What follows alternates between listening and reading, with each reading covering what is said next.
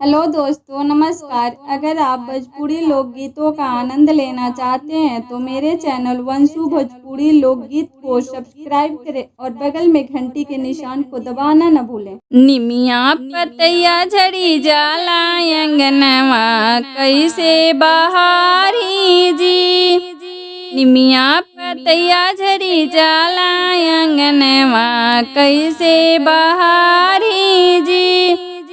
वही अंगनवा ससुर जी के डेरा, वही अंगनवा ससुर जी के डेरा।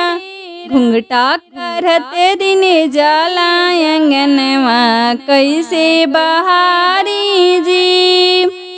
निमिया पतैया झरी जाला अंगनवा कैसे बहारी जी। वही अंगनवा ससुर जी के डेरा, वही अंगनवा ससुर जी के डेरा। गुड़वा मिसत दिन जाला अंगनवा कैसे बहारी जी। गुड़वा दावत दिन जाला अंगनवा कैसे बहारी जी। निमिया पतैया झरी जाला अंगनवा कैसे बहारी जी।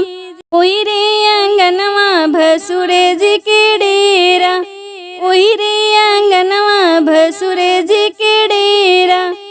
घुंघटा करते दिन जाला अंगनवा कैसे बहारी जी।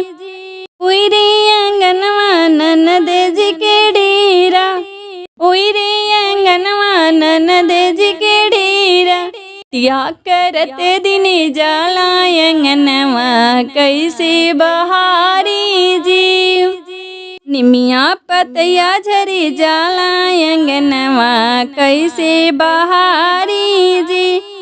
ओई रे अंगनवा पियाज के डेरा, ओई रे अंगनवा सजनवा के डेरा। खनवा बनावत दिन जाला अंगनवा कैसे बहारी जी।